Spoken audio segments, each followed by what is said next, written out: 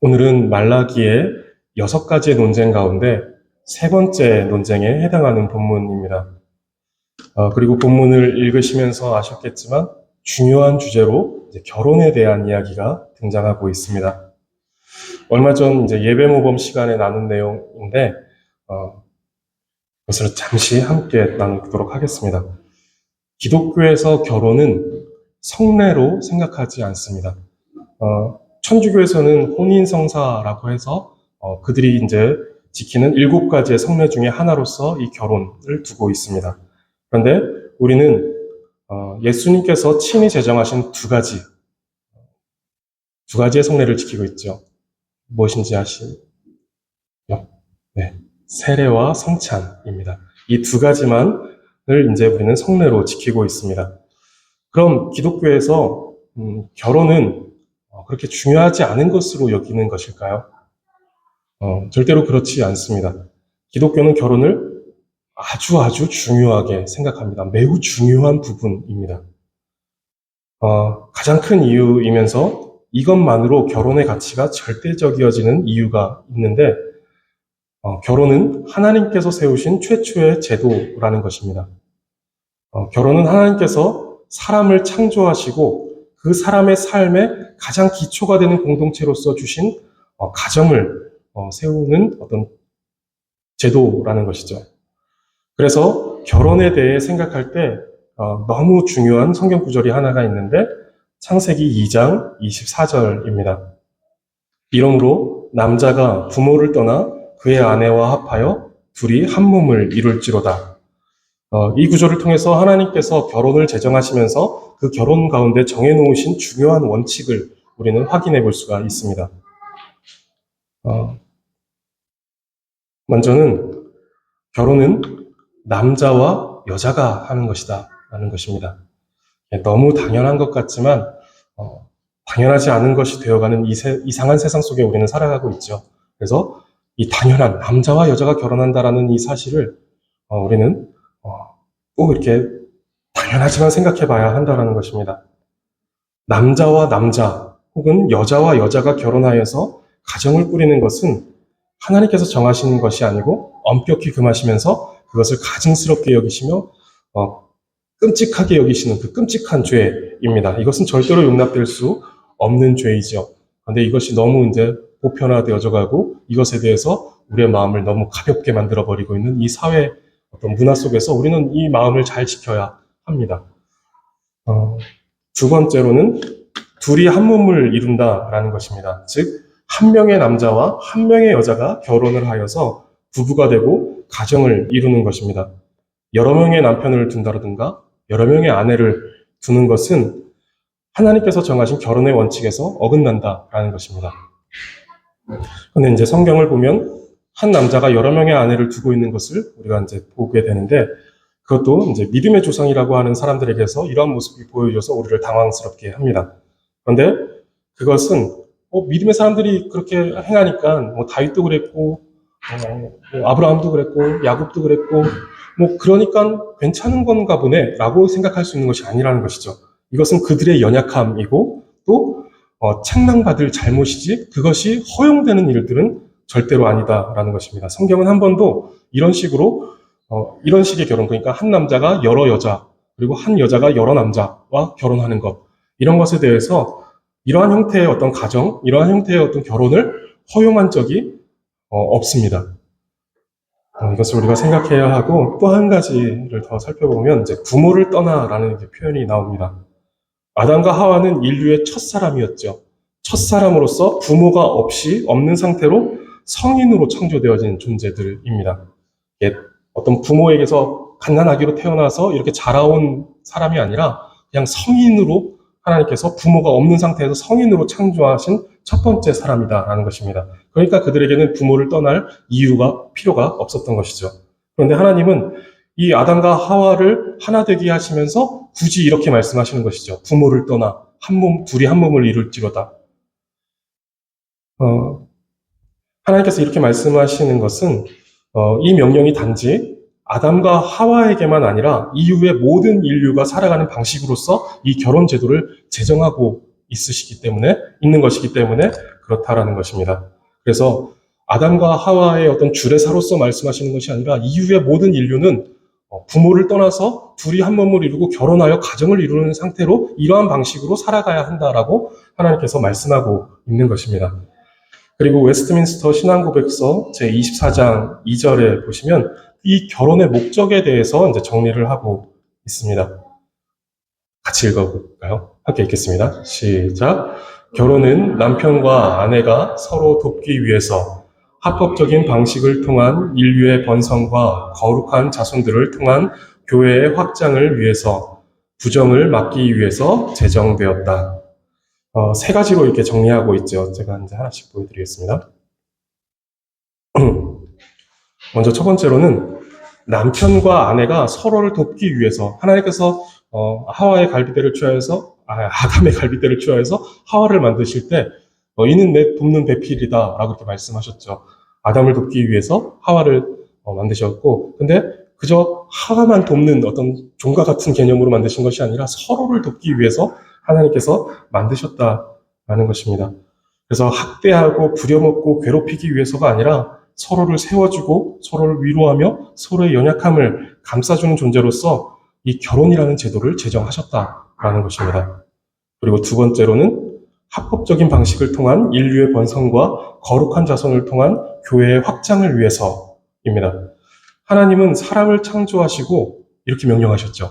생육하고 번성하여 땅에 충만하라. 그래서 우리가 이제 자녀를 낳는 것, 출산하는 것, 이런 것들이 너무 중요한 하나님의 명령에 대한 순종에 해당한다라는 것입니다.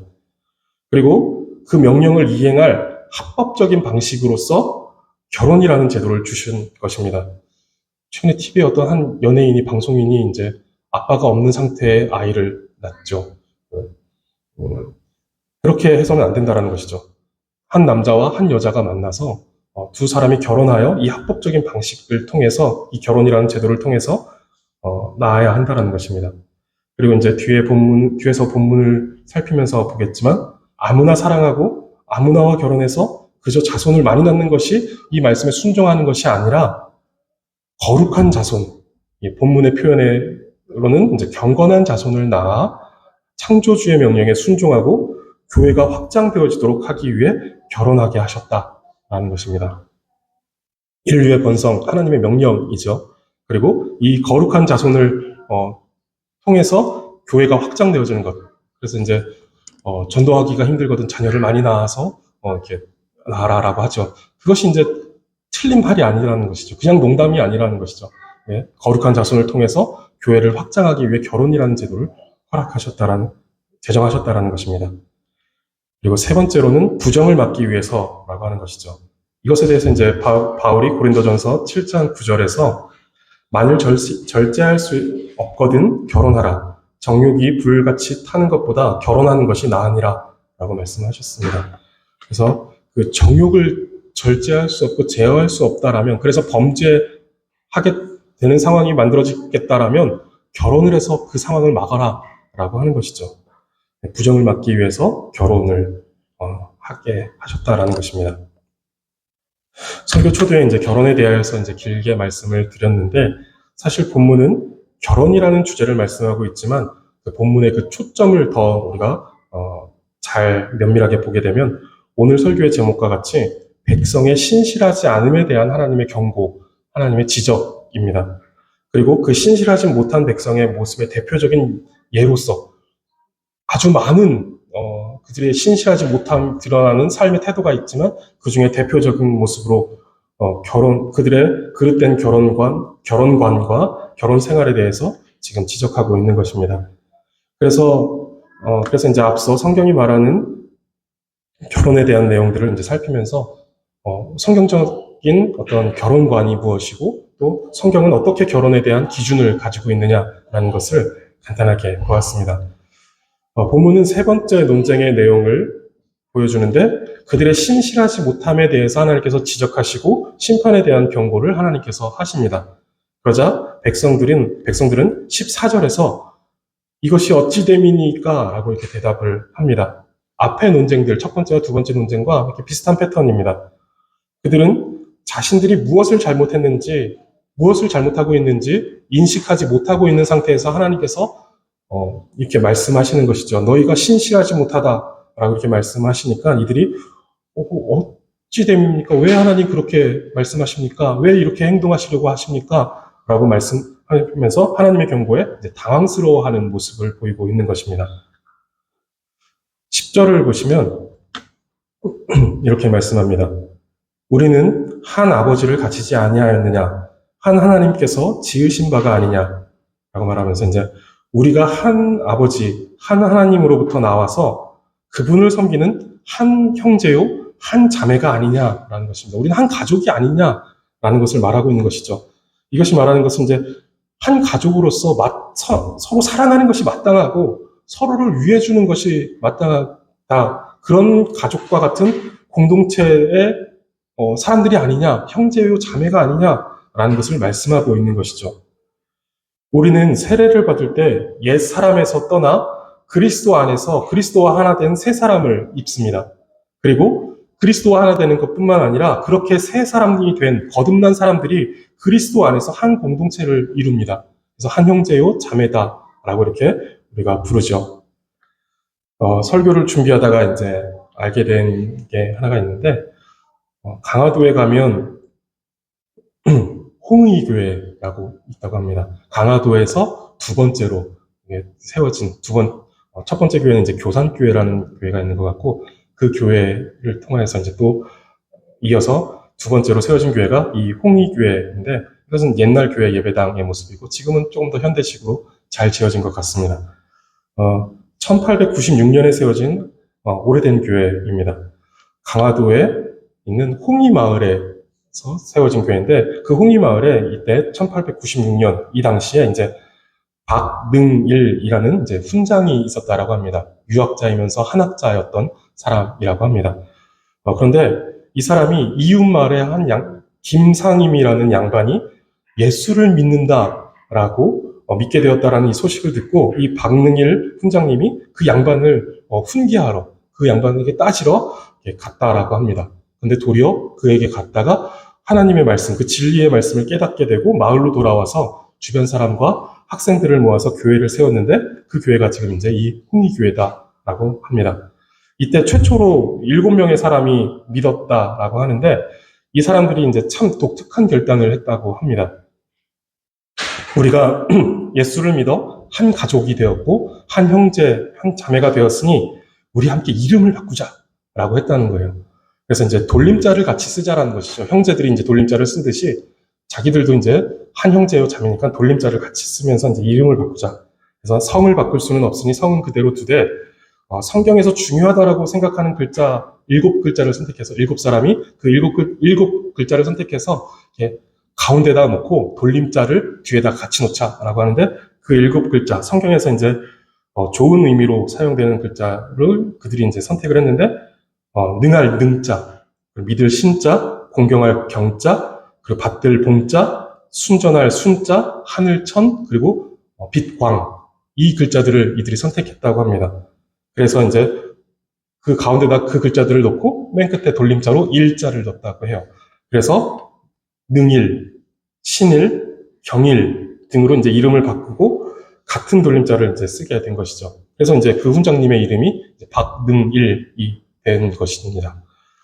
그리스도의 피로 거듭나 그리스도 안에서 새롭게 태어난 이들이 신분과 서열의 전통을 그 유교적인 어떤 그런 모든 전통들을 다 벗어버리고 이전의 전통들을 다 벗어버리고 서로 한 형제라는 생각이 그 생각 속에만 머물지 않고 그들의 삶을 변화시키고 있다라는 것이 이름을 바꾸고 돌림자를 바꾸는 일들로 나타나게 되었다라는 것입니다. 독특한 발상이다라는 생각이 들지만 또한 그들이 복음으로 새롭게 되면서 그 거듭남에 대하여 얼마나 진지하고 깊이 생각했는지 그리고 그들의 삶을 그 복음이 어떻게 변화시키고 있었는지를 보여주는 하나의 모습인 것 같습니다. 그런데 지금 말라기 시대의 이스라엘 백성들은 그 감격이 사라져 버렸던 것입니다. 10절 중간에 보시면 어찌하여 우리 각 사람이 자기 형제에게 거짓을 행하여 우리 조상들의 언약을 욕되게 하느냐. 이렇게 서로 사랑하고 서로 하나 되고 가족과 같이 서로를 위해주는 그런 모습이어야 지켜야 하는 이들이 지금 자기 형제, 각 사람이 자기 형제에게 거짓을 행하며 조상들의 언약을 욕되게 하고 있다라고 이렇게 말하고 있는 것이죠. 여기서 말하는 이제 이 언약은 시내산 언약을 말합니다. 출애굽기 19장을 보시면 이스라엘이 애굽에서 나온 지 3개월 만에 시내 광야에 도착합니다. 그리고 거기서 모세는 시내산으로 올라가는데 그때 하나님께서 이스라엘과 언약을 맺으십니다. 19장 5절을 보시면 이렇게 말씀하십니다. 세계가 다 내게 속하였나니 너희가 내 말을 듣고 내 언약을 지키면 너희는 모든 민족 중에서 내 소유가 되겠고 라고 말씀합니다. 너희가 내 말을 잘 듣고 내 언약을 지키면 내 소유가 될 것이다 라고 이렇게 말씀하시는 것이죠. 그러면서 지켜야 할 하나님의 법을 말씀하시는데 그 대표적인 법, 대표적인 그 명령이 십계명입니다. 출애굽기 20장에서 이제 그 십계명이 나오게 되죠. 즉 하나님의 백성이 하나님의 백성으로서 갖추어야 할 마땅한 모습은 그 십계명을 잘 듣고 또 그 십계명에 순종하는 것입니다. 십계명은 잘 아시는 것처럼 하나님을 사랑하라는 명령과 이웃을 사랑하라는 이 명령으로 나뉘어집니다. 그런데 지금 하나님의 백성으로서 지켜야 될 마땅한 명령을 지키지 않음으로써 오래전 조상들이 시내산에서 맺은 언약을 파괴하고 있었다라는 것입니다. 11절을 보시면 유다와 이스라엘과 예루살렘 안에서 거짓과 가증한 일들이 행해지고 있었던 것입니다. 한 아버지와 한 하나님을 섬기는 형제로서 마땅히 사랑해야 할 것인데 그렇게 하지 못하고 거짓을 행하고 가증한 일을 행하고 있는 모습이 그들 공동체, 이스라엘 민족 공동체 가운데서 나타나고 있었던 것입니다. 그리고 11절 중간에 그 한 가지 대표적인 예를 언급하는데 유다는 여호와께서 사랑하시는 그 성결을 욕되게 하여 이방신의 딸과 결혼하였으니 라고 이제 선지자가 지적합니다. 단지 이방 사람과 결혼하는 것에 대해서 성경이 그것을 문제 삼지는 않습니다. 출애굽했던 그 멤버들 중에서도 보면 이미 허다한 잡족이라고 해서 수많은 그 이방 사람들이 그 이스라엘 민족 가운데 하나님의 백성 가운데 내 소유가 되겠다라는 그 시내산 언약 가운데 포함되어 있는 사람들 중에 수많은 사람들이 그 허다한 잡족, 그 이방 사람들이었다라는 것이죠. 이것에 대해서 성경이 문제 삼지 않습니다. 그리고 라합과 룻 같은 사람 역시 이방인이었습니다. 그런데 그들은 그들의 신을 다 버리고 하나님만이 참된 신이다라고 여기고 믿음으로 그 하나님을 섬기기로 나아왔던 이들이었습니다. 그래서 그들과의 결혼에 대해서 성경은 문제 삼고 있지 않습니다. 오히려 그러한 이방인이 예수님의 계보에 포함되는 것을 우리는 확인할 수도 있습니다. 그런데 지금 본문 11절은 분명히 말하고 있는 것이 이방 신의 딸과 결혼했다라는 것입니다. 이방 신의 딸이라는 표현은 우리가 하나님을 아버지라고 부르듯이 언약으로 그 이방 신과의 관계가 맺혀지고 있는 열렬한 신앙을 가지고 있는 열광적인 어떤 이방 신에 대한 신앙을 갖고 있는 사람을 말하는 것입니다. 당시 귀환한 이스라엘 사람들은 바벨론과 바벨론의 포로로 끌려가서 그 바벨론이라는 나라가 바사에 또 이제 흡수되면서 바벨론과 바사라는 이 거대 제국에 그 제국의 영향을 받으면서 살게 되죠. 그 거대 제국에 흩어져 살면서 다양한 문화를 접하였고 폐쇄적인 문화를 가졌던 이스라엘은 포로 기간 동안 생각과 삶이 세계화되어 가면서 그들의 선진화된 사회 속에 들어가려고 했을 것입니다. 그리고 그렇게 하기 위해서 가장 빠르고 쉬운 길은 이방 여인과 결혼하는 것이었을지도 모르겠습니다.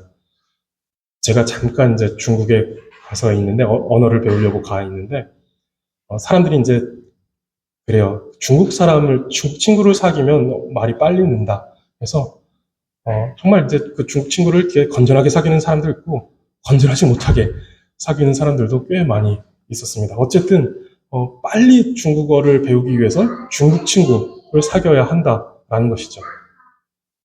그것과 마찬가지로 이제 이 사람들도 이제 그 바사의 또 바벨론의 그 선진화된 문명을 내가 빨리 익숙해지고 거기에 스며들기 위해서는 이방 여인과 결혼하는 것이 가장 빠른 방법이다라고 생각할 수도 있었다라는 것이죠. 그리고 또는 이스라엘 여인들에게서는 찾아볼 수 없는 어떤 독특한 매력, 어, 표현이 좀 경박스럽지만 남자들이 좋아하는 여자는 낯선 여자다라고 하는 말을 사람들이 우스갯소리로 하는데 이스라엘 여인들이 가지고 있지 못했던 어떤 다른 매력들, 어떤 낯선 매력들, 보지 못했던 어떤 또 다른 매력들을 그 이방 여인들에게서 이 사람들이 찾아왔을지도 모르겠습니다. 어찌되었든 이들 속에는 지금 자기 생각, 자기 판단, 그리고 자기 중심적이고 세속적인 생각들이 가득했던 것이고, 그런 생각이 가득한 채 하나님께서 정하신 결혼의 신성함과 그 원칙과 그 목적은 전혀 고려되지 않고 있었던 상황입니다. 하나님은 12절에서 이 일을 행하는 사람에게 속한 자는 깨는 자나 응답하는 자는 물론이요 만군의 여호와께 제사를 드리는 자도 여호와께서 야곱의 장막 가운데서 끊어버리시리라 라고 말씀합니다. 즉 이방신의 딸과 결혼하여 하나님의 성결을 욕되게 하는 자에게 이제 속한 자, 그런 자는 깨는 자나 응답하는 자는 물론이고 그가 비록 여호와께 제사를 드리는 자다 할지라도 야곱의 장막 가운데서 끊어버리시겠다. 이스라엘 중에서 내어쳐 버리시겠다라고 말씀하십니다. 여기서 이제 깨는 자나 응답하는 자는 이제 의미가 분명하지 않습니다. 분명하지 않은데 이제 여러 의미로 번역됩니다. 그래서 유혹하는 자와 유혹을 받는 자라고 이렇게 번역하기도 하고 이방신의 딸과의 결혼을 부추기는 자와 그 말에 넘어가는 자라고 이렇게 번역하기도 하고 또는 이제 뭉뚱그려서 이방신의 딸들과 결혼하는 사람은 누구든지라는 식으로 번역을 하기도 합니다. 그런데 어떻게 번역한다 해도 이 표현이 분명히 말씀하고 있는 것은 어떤 이유에서든 이방신의 딸과 결혼을 하거나 그와 관련된 사람은 모두 하나님의 심판의 대상이 될 것이다 라는 것이죠. 예를 들면 그런 것이죠. 이제 교회에 괜찮은 청년이 있는데 결혼을 못하고 있는데 내 주변에 믿지 않는 사람이지만 괜찮은 사람이 있어서 이 사람 한번 만나봐라 하고서 소개시켜 주는 것이죠. 하나님을 예배하는 자에게 하나님을 예배하지 않는 사람을 소개시켜 주는 뭐 이런 식의 것들을 해서는 안 된다는 것이죠. 그러면 이 소개를 받아서 만나서 결혼을 하는 자나 이것을 소개시켜 주는 자나 다 하나님께서 그것을 미워하신다. 그것을 좋게 생각하지 않으신다라고 말씀하고 있는 것입니다.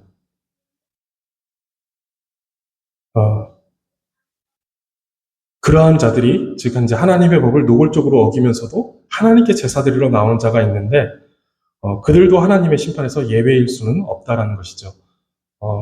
이렇게 이방인 신의 딸과의 결혼을 마음대로 이제 자기 생각과 판단대로 하여서 결혼을 하면서 그러면서도 자신이 무슨 잘못을 행하고 있는지 하나님의 법을 어기고 있는지도 모르는 채 그저 순진하게 내가 무슨 잘못이 있어? 라고 하면서 이제 하나님 앞에 나와서 예배 드리는 자. 그 사람도, 하나님의 심판에서 예외일 수 없다는 것입니다. 아무리 제사를 드려도 하나님을 멸시하는 삶의 태도를 가지고 있다면 하나님은 그 제사를 받지 않으신다는 것입니다. 하나님 앞에서의 경건은 우리의 삶의 태도와 무관하지 않다라는 것이죠. 우리가 경건하다라고 할 때는 반드시 우리의 예배의 모습뿐만 아니라 우리의 삶의 모습과 삶의 태도가 그 경건의 모습에 반영이 된다라는 것입니다. 그리고 13절에서 또 하나의 잘못을 지적하고 있습니다. 너희가 이런 일도 행하나니 이제 앞서서 그 이방신의 딸과 결혼하면서 그것이 잘못인 줄 모르고 하나님 앞에 나와서 예배하는 뭐 그런 일도 행하고 너희가 이런 일까지도 또 행하고 있다라고 말씀하시는 것입니다. 곧 눈물과 울음과 탄식으로 여호와의 제단을 가리게 하는도다. 그러므로 여호와께서 다시는 너희의 봉헌물을 돌아보지도 아니하시며 그것을 너희 손에서 기꺼이 받지도 아니하시거늘 라고 말합니다. 너희가 그렇게 이방신의 딸과 결혼하는 것뿐만 아니라 이런 일도 행한다 라고 말하면서 곧 눈물과 울음과 탄식으로 여호와의 제단을 가리게 하는도다. 이 말은 뒤에 이어지는 구절과 함께 보아야 합니다.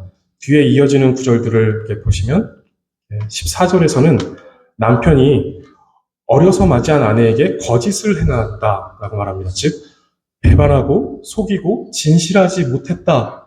아내에게 그렇게 거짓을 행한다라는 것이죠. 그리고 또한 16절에 보시면 그와 이혼하고 여기서 이혼하다라는 것은 이제 합의하에 이혼하는 것을 말하는 것이 아니라 남편이 아내를 가치 없다라고 여기서 내버리는 것을 말합니다.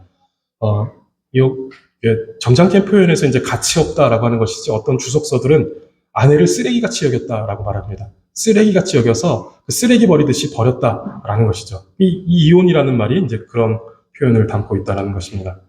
그리고 옷으로 학대를 가린다라고 말하는데 아내를 학대하고 또 학대하고 이제 그 옷으로 그 상처를 가림으로써 다른 사람과 하나님의 눈을 속이려는 행위를 말합니다.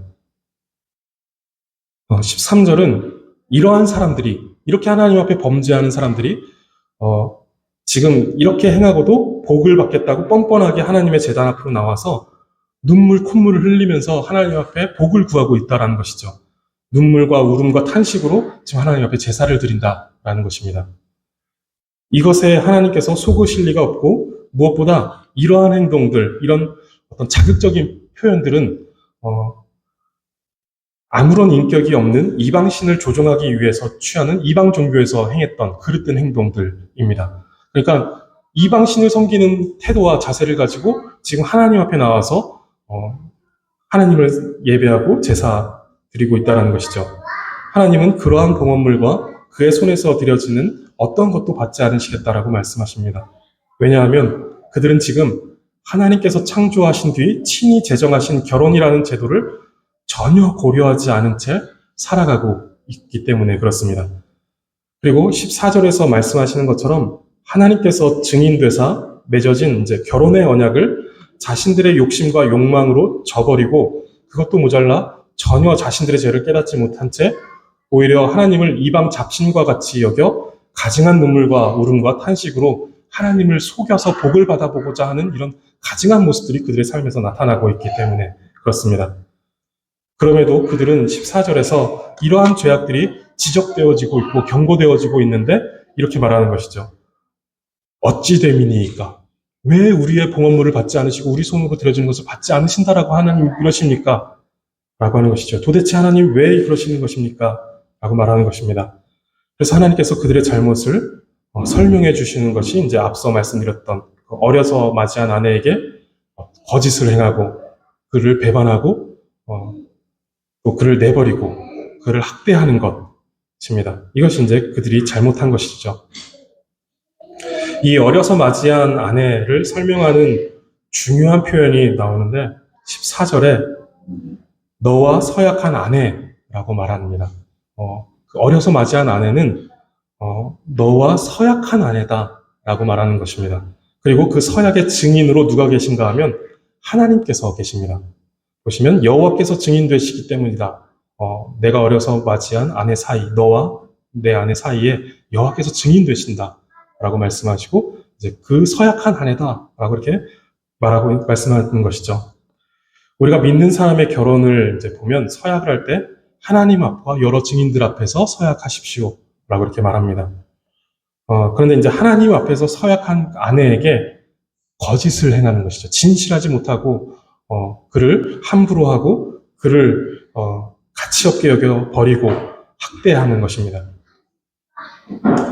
하나님께서 여기에 덧붙이시는 내용이 있는데 15절 내용을 보시면 왜 하나님께서 이 일을 남자와 여자가 결혼하고 또 이방인과 결혼하는 것 이것이 왜 그렇게 안 되고 하나님은 그런 사람의 예배를 받지 않으신다라고 하고 하는지 이것을 왜 이렇게 심각하게 여기시는지에 대해서 말씀하십니다.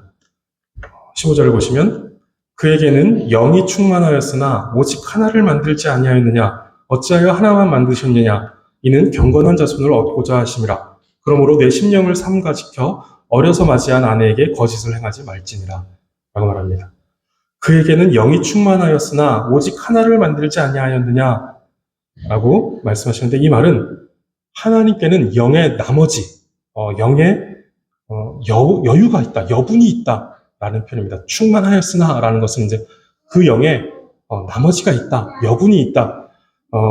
이 말은 이제 다른 자원과 다른 선택의 여지들이 하나님께는 있다라는 것이죠. 하나님께는 무한한 능력과 지혜가 있으시기 때문에 하나님은 이 선택 말고도 다른 선택을 하실 수 있는 지혜와 능력이 있으시다라는 것입니다. 그런데 그런 능력과 지혜가 있으심에도 하나님이 왜 오직 하나만 만드셨느냐라는 것이죠. 왜 오직 이 한 남자와 한 여자가 결혼하는 이 하나의 규칙만 만드셨느냐라고 말하고 있는 것입니다. 하나님은 자유로우신 분이십니다. 이렇게 하실 수도 있고 저렇게 하실 수도 있는 분이십니다. 아무런 제한과 제약이 없으시고 능력과 지혜에 부족함이 없으십니다. 그런 분께서 정하신 뜻이 하나를 만드시겠다라는 것입니다. 하나만, 오직 하나만 만드시겠다. 이 방법 이외에, 이 방식 이외에는 내가 정하지 않겠다라고 하신 것입니다. 그분께서 그렇게 하신 데는 분명한 이유가 있다라는 것이죠. 중요한 이유가 있을 것이다라는 거예요. 그리고 그 이유는 경건한 자손을 얻고자 하십니다. 라고 말씀하십니다. 그런데 지금 그렇게 정하신 뜻을 거역하고 있기 때문에 이 문제는 심각하게 다뤄지고 있는 것입니다. 하나님께서 그 능력과 지혜 가운데 가장 하나님의 뜻에 합한 하나를 만드셨는데 그것을 거역하고 있기 때문에 이것은 심각한 죄라는 것이죠. 우리가 오늘 본문에서 보아야 할 초점은 하나님이 행하신 일입니다. 하나님께서 왜 그 일을 행하셨으며 어떻게 정하셨는지를 아는 것, 이것이 우리가 보아야 하는 것이죠. 이사야서 43장 21절 말씀을 보시면 우리가 잘 아는 말씀이 나오죠. 이 백성은 내가 나를 위하여 지었나니 나를 찬송하게 하려 함이니라 라고 말씀하면서 하나님께서 사람을 창조하신 그 목적을 말씀하십니다. 하나님께서 사람을 창조하신 목적은 하나님을 찬양하게 하기 위해서, 하나님께서 그들을 통해 예배받으시기 위해서 하나님을 섬기게 하시려고 사람을 창조하셨다라는 것입니다. 그리고 그 하나님은 그 사람을 남자와 여자로 창조하셨습니다. 그리고 그 둘을 하나가 되게 하시며 부부가 되게 하셨습니다. 지금 이것이 그저 자연스럽게 만들어 놨더니 이들이 알아서 그냥 결혼하고 알아서 한 것이 아니다라는 것을 생각하셔야 합니다. 이것은 하나님께서 정하신 방법이고 하나님께서 그렇게 맺어주셨다라는 것이죠. 결혼이라는 제도를 정하셨다라는 것입니다. 이것이 그냥 자연스럽게 되는 것이 아니라 하나님께서 정하신 법대로 지금 이루어지고 있다라는 것을 생각하시기 바랍니다. 그리고 그렇게 하나님께서 하나 되게 하신 두 사람 사이에 하나님은 경건한 자손, 하나님을 찬양하고 하나님을 예배하며 하나님을 섬기는 경건한 자손을 얻고자 하십니다.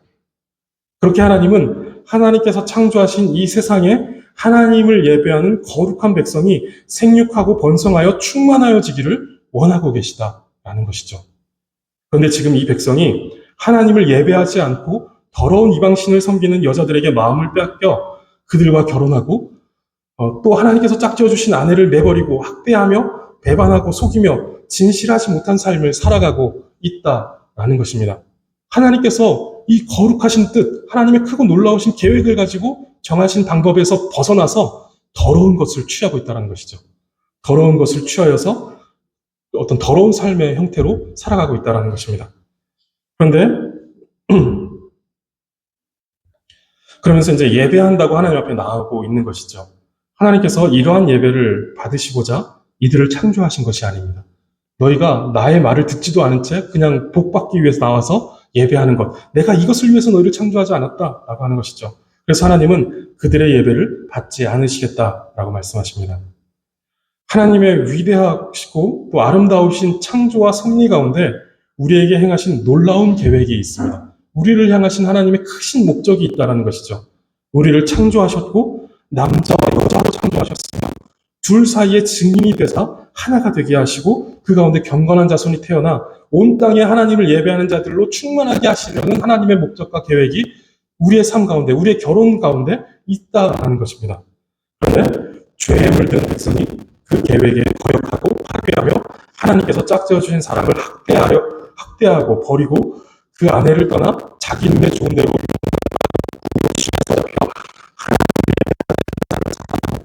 그 창조의 원리를 벗어나 동성단을 사랑하고 그리하여 경건한 자손을 낳지 못하고 나아가 이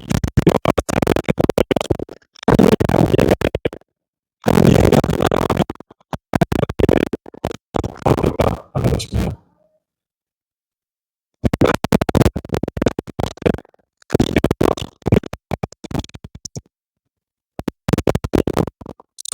하나님을 찬양하고 섬기는 것들에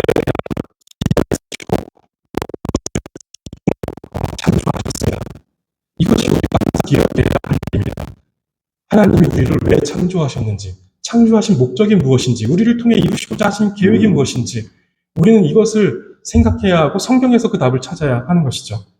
솔로몬은 전도서를 마무리하면서 마지막 12장 1절에서 너는 청년의 때에 너의 창조주를 기억해라 라고 이렇게 말합니다. 창조주의 뜻과 목적을 기억하고 헛된 해 아래서의 삶에 집착하지 말고 거기에 마음을 빼앗기지 말고 하나님을 경외하고 그의 명령을 지켜라. 이것이 모든 사람의 본분이다 라는 것이 전도서의 결론이죠. 그런데 솔로몬은 이 청년이라는 표현을 쓰고 있지만 이 청년이라는 이 표현이 생물학적인 나이가 이제 어린 사람에게만 국한시키지 않고 창조주를 기억해야 하는 때를 이어서 말해주고 있습니다. 그래서 이것이 그저 청년부에서만 할 수 있는 설교가 아니라는 것이죠. 보시면 곧 곤고한 날이 이르기 전에 그 창조주를 기억해라 라고 말하는 것. 죽음이 이르기 전에 기억하라는 것이죠. 그리고 나는 아무 낙이 없다고 할 해들이 가깝기 전에, 이 역시 죽음의 날이 가깝기 전에, 죽음의 날이 이르기 전에 창조주를 기억해라 라고 말합니다. 그리고 2절에서도 보시면 해와 빛과 달과 별들이 어둡기 전에, 마찬가지죠. 비 뒤에 구름이 다시 일어나기 전에, 그 슬픔 뒤에, 그 안 좋은 일 뒤에 또 다시 안 좋은 일들이 일어나는 그 죽음이라는 그 상황 전에 창조주를 기억해라 라고 이렇게 말씀하시는 것입니다. 우리의 창조주가 계시고 그분의 높고 크신 뜻과 우리를 향한 계획과 목적이 있음을 기억해라 라고 하는 것이죠. 우리가 살아있는 동안 그 창조주를 기억하며 그 창조주의 목적, 창조주의 계획을 우리는 기억해야 한다는 것입니다. 그 가운데 결혼이라는 것은 너무 귀하고 신성하며 하나님께서 그 가운데 증인으로 개입하시어 결혼을 더욱 거룩하게 하셨습니다. 그리고 그 거룩한 결혼을 통해서만 경건한 자손을 얻도록 정하셨고 그러한 방식으로 거룩한 백성이 온 땅에 충만해지고 그들의 예배가 온 세상에 가득 울려 퍼지기를 원하셨습니다. 그래서 이제 믿는 자와의 결혼을 우리가 더 강조할 수밖에 없게 되는 것이죠. 이것이 죄로 엉망진창이 되어 회복할 수 없는 절망에 빠졌기에 예수님께서 사람이 되어 이 땅에 오셨습니다. 그리고 십자가에서 모든 죄와 절망의 권세를 이기셨습니다. 이것이 도무지 회복되지 않기 때문에 그리스도가 아니고서는 창조주를 기억함이 회복되지 않기 때문에 그 하나님께서 거룩하게 하신 그 결혼의 목적이 회복되지 않기 때문에 하나님께서 사람이 되어 이 땅 가운데 오셨다라는 것입니다. 그리고 모든 것이 그 십자가에 달려서 모든 문제를 해결하신 그리스도 안에서 새롭게 재창조되어졌습니다. 우리는 그리스도 안에 있을 때 창조주를 기억할 수 있고 창조주의 크신 뜻과 계획에 따라 순종하며 살아갈 수가 있습니다. 성도님들, 우리는 모두 죄악된 본성이 가득한 죄인입니다. 우리는 이 세상의 우상을 따르는 사람들과 그들의 삶에서 매력을 느끼기도 합니다. 죄인이기 때문에 우상을 섬기는 그들에게 하나님이 아닌 것을 섬기고 따르고 그것으로 가득 차 있는 그 사람들의 삶에서 우리는 매력을 느끼게 된다는 것입니다. 또한 죄로 말미암은 폭력성과 잔혹성을 절제하지 못하고 폭발시키는 그런 모습들도 우리에게 있습니다. 그리고 하나님의 뜻과 말씀보다 내 뜻과 내 생각을 앞세우며 고집을 부리기도 합니다. 그리고 그러한 상태에서 아무런 회개 없이 하나님께 예배하며 경건의 가면을 쓰기도 합니다. 이 자체로 얼마나 절망스러운 존재인지 모릅니다. 그러나 예수 그리스도 안에서 우리는 새로워졌고 또 새로운 삶을 시작할 수가 있습니다. 그리스도 안에 있으면 새로운 피조물이라 이전 것은 지나갔으니 보라 새 것이 되었도다 라고 말씀하시죠. 하나님을 찬양하는 삶을 살 수 있고 하나님께서 짝지어 주신 남편과 아내를 사랑하며 경건한 자손을 낳고 아름다운 믿음의 가정을 꾸리며 주의 명령을 따를 수 있는 것이 그리스도 안에 있을 때 우리는 이러한 삶을 회복할 수 있고 살아갈 수 있다는 것입니다. 그리스도 안에서 하나님께서 우리에게 행하신 일들과 그 크고 높으신 계획과 목적을 기억하시기 바랍니다. 그래서 죄에 이끌려 내가 원하고 욕망하는 삶이 아니라 하나님의 뜻을 따라 하나님의 명령을 따르는 삶이 되시기를 바랍니다. 특별히 하나님께서 짝지어 주신 남편과 아내를 소중히 여기며 또한 경건한 가정을 이루며 하나님을 신실하게 섬기고 예배하는 우리 모두가 되기를 바라겠습니다. 기도하겠습니다. 하나님, 우리를 보시기에 좋게 창조하시며 하나님을 예배하고 섬기는 존재로 불러주시니 감사합니다. 우리가 날마다 우리를 창조하시며 크고 놀라운 계획을 가지고 계신 그 창조주를 기억하며 그 뜻에 신실하게 순종하는 주의 백성이 되게 하여 주시옵소서. 특별히 한 남자와 한 여자를 창조하시며 그 두 사람으로 하나가 되게 하시고 그 결혼이라는 거룩한 제도를 통해 경건한 자손을 얻어 믿음의 가정을 이루게 하시고 그러한 방식으로 생육하고 번성하여 땅에 충만하라는 명령을 주셨음을 생각하며 순종하는 우리 모두가 되게 하여 주시옵소서. 주께서 주신 배우자를 사랑하게 하시고 자녀를 믿음으로 잘 양육하게 하여 주시옵소서. 또한 우리 아이들도 경건하게 잘 자라나 경건한 배우자를 얻어 훌륭한 믿음의 가정을 이루고 하나님을 예배하는 경건한 자손을 이어가며 생육하고 번성하여 땅에 충만하라는 명령에 온전히 순종해가는 우리 아이들 되게 하여 주시옵소서. 감사드리며 예수 그리스도의 이름으로 기도드립니다. 아멘.